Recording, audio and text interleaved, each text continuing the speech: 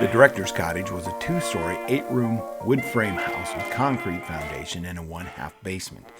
This house was moved less than a mile downriver to Fairport, Iowa in 1962 by Mr. Marvin L. McDonald, who purchased the house from the federal government for $511. As of 2023, Mrs. McDonald still lives in the house. Archaeological surveys in this area failed to reveal any indications of the former building or the sidewalk and steps leading to the house. Despite removing dense overgrowth in March 2020, there remains no physical evidence of the house or other features, and no artifacts were found in this location. The first occupant of the director's cottage was Dr. Robert E. Coker. Dr. Coker received a PhD at Johns Hopkins University in 1906 and immediately accepted a position with the government of Peru to develop its marine fisheries. He joined the Fairport Biological Station in 1909 and continued as director until 1915.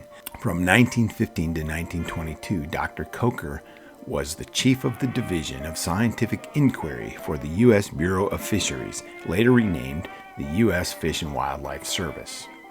From 1922 to 1947, Dr. Coker accepted an academic position in zoology at the University of North Carolina, Chapel Hill. After retiring in 1947, he organized and directed the Institute of Fisheries Research from 1947 until 1953. Throughout his distinguished career, Dr. Coker was one of the first conservationists to sound the alarm on the many environmental concerns occurring on the upper Mississippi River that would affect the future of fish and mussel populations. At the time, the most important issues Dr. Coker addressed included the overharvesting of mussels, loss of aquatic habitat from construction of wing dams to maintain a 9-foot channel on the Mississippi River, construction of the hydroelectric dam at Keokuk in 1910, and the adverse effects caused by industrial and urban waste pollution.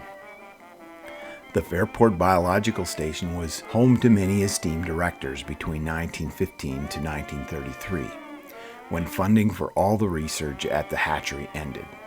The list of directors include A.F. Shira, 1915 to 1920, Ray Barney, 1920 to 1924, T.K. Chamberlain, 1923 to 1930, and Dr. A.H. Wiebe, 1930 to 1933. Dr. Wiebe, who began working at Fairport in 1926, was regarded as the authority on propagation methods and techniques for largemouth and smallmouth bass, crappie, sunfish, and bluegill.